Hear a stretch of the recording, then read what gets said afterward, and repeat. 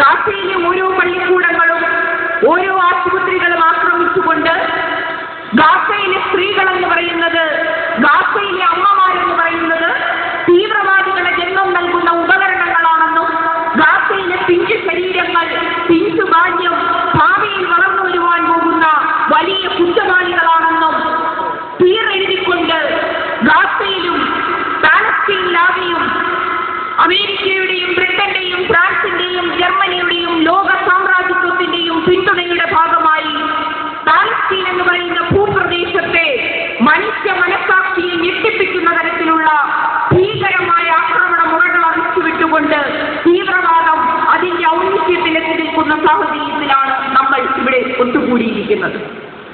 ഈ സാഹചര്യത്തിൽ അറിയാതെയും അറിഞ്ഞും കേരളത്തിലെയും ഇന്ത്യയിലെയും ലോകത്തെയും മാധ്യമങ്ങളും നല്ല മനസ്സുള്ള ഒരുപറ്റം ജനവിഭാഗവും പറഞ്ഞു പോകുന്ന ഒരു ചോദ്യമുണ്ട്.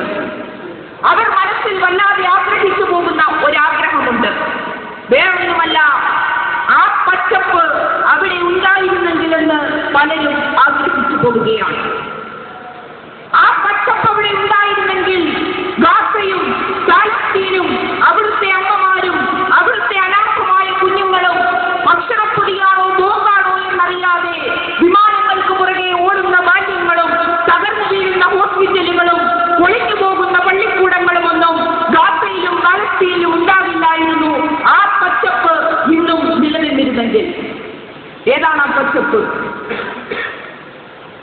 ഏതൊരു കമ്മ്യൂണിസ്റ്റുകാരനും ആവേശത്തോടുകൂടി ഇന്നും മനസ്സിൽ കാത്തു സൂക്ഷിക്കുന്ന USSR എന്ന് പറയുന്ന സോവിയറ്റ് യൂണിയൻ എന്ന് പറയുന്ന പച്ചപ്പ് കമ്മ്യൂണിസ്റ്റുകാരൻ സോഷ്യലിസത്തിലൂടെ ഈ രാജ്യത്ത് ലോകത്താകെ മാതൃകയായി സോഷ്യലിസ്റ്റ് ഗവൺമെന്റ് അധികാരത്തിൽ വന്ന് സാധാരണക്കാരന്റെ ഗവൺമെന്റ് അധികാരത്തിൽ വന്ന് തൊട്ടടുത്തിരിക്കുന്നവന്റെ അവരന്റെ ശബ്ദം സംഗീതം പോലെ ശ്രമിക്കുന്ന ഒരു കാലഘട്ടം, ആ കാലഘട്ടം സാക്ഷാത്കരിച്ച സോവിയറ്റ് യൂണിയന്റെ തകർച്ച ഒന്ന് മാത്രമാണ് ലോകത്തെമ്പാടും ഇത്തരത്തിൽ ഭീകരവാദം വളർന്നു വരുവാനും ലോകത്തെ സാമ്രാജ്യത്വ ശക്തികൾ ശക്തി പ്രാപിക്കുവാനും കാരണമായിട്ടുള്ളത്.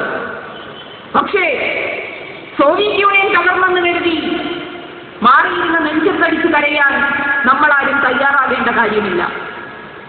മാധ്യമങ്ങളാണ് പറയുന്നത് സോവിയറ്റ് യൂണിയൻ തകർന്നതോടുകൂടി കമ്മ്യൂണിസത്തിന്റെ പ്രസക്തി, സോഷ്യലിസത്തിന്റെ പ്രസക്തി ആകെ നഷ്ടപ്പെട്ടു പോയി എന്നതാണ്.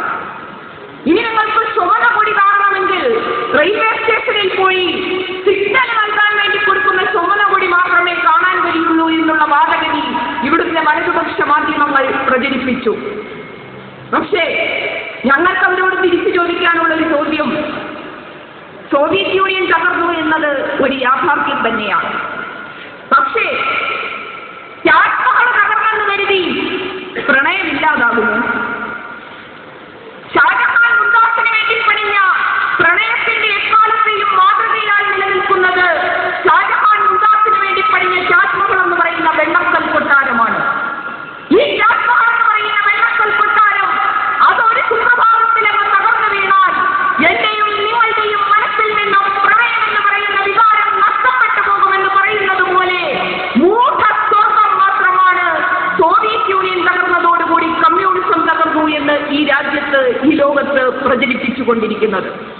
കമ്മ്യൂണിസ്റ്റ് ആശയങ്ങൾ ഒരു കാലഘട്ടത്തിലും തകരുന്നതല്ല, മറിച്ച് ഓരോ കാലഘട്ടം കഴിയും തോറും സാമ്രാജ്യത്വം ഒരു ഭാഗത്ത് ശക്തിയാർജിക്കുമ്പോൾ ലോക സാമ്പത്തിക മാന്യത്തിന്റെ രൂപത്തിൽ, തീവ്രവാദത്തിന്റെ രൂപത്തിൽ അമേരിക്കയുടെ ഹൃദയഭാഗത്ത് സ്ഥിതി ചെയ്തിരുന്ന വേൾഡ് ട്രേഡ് സെന്ററും പെന്റഗണും ഒരു വിമാനത്തിന് വന്നിടിച്ചു തകർക്കുവാൻ സാധിച്ചെങ്കിൽ സാമ്രാജ്യത്വത്തിന് ഒരു അധപ്പതനമുണ്ടെന്നും ആ അധപ്പതനം അവർ തന്നെ ഭക്ഷണം കൊടുത്ത് വളർത്തുന്ന തീവ്രവാദ ശക്തികളുടെ ഭാഗത്ത് നിന്നായിരിക്കുമെന്നും അവിടെയും ശക്തി പ്രാപിച്ച് അവിടെയും ഏറ്റവും വലിയ ഊർജ്ജ സ്രോതസ്സായി നിലനിൽക്കുന്നത് സോഷ്യലിസ്റ്റ് കമ്മ്യൂണിസ്റ്റ് ആശയങ്ങളുമായിരിക്കുമെന്ന് ചരിത്രം ലോകം തെളിയിച്ചുകൊണ്ടിരിക്കുകയാണ്.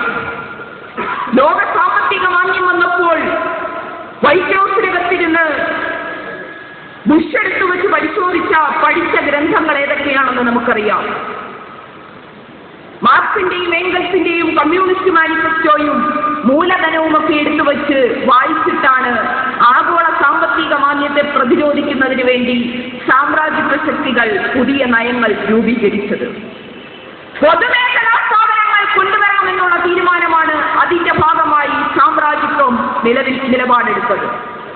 പൊതുമേഖലാ സ്ഥാപനങ്ങളെ ശക്തിപ്പെടുത്തുകയാണ് രാജ്യത്തെമ്പാടും ഉണ്ടായിക്കൊണ്ടിരിക്കുന്ന സാമ്പത്തിക മാന്ദ്യത്തെ പ്രതിരോധിക്കുവാനുള്ള മാർഗമെന്ന് കണ്ടെത്തി അതൊരു വലിയ ബദലായി ഉയർത്തിക്കൊണ്ടുവരുവാൻ അമേരിക്കയും ബ്രിട്ടനും തയ്യാറായി. അപ്പൊ നമ്മുടെ രാജ്യത്ത് എന്താ സംഭവിക്കുന്നത്? ഉള്ള പൊതുമേഖലാ സ്ഥാപനങ്ങളെല്ലാം സ്വകാര്യവൽക്കരിക്കുവാൻ വേണ്ടിയുള്ള ശ്രമമാണ്. ഇപ്പൊ വലിയ പ്രതീക്ഷയോടുകൂടി മോഡി സർക്കാർ അധികാരത്തിൽ വന്നു എന്ന് സൂചിപ്പിച്ചു. മോഡി വന്നപ്പോൾ ഇവിടെ എന്താ പറഞ്ഞത്? ഇന്ത്യയിൽ ഇനി തേനും പാലും ഒഴുകാൻ പോവുകയാണ്. ഇന്ത്യയിൽ ഒരു പട്ടിണിക്കാരനും കാണില്ല.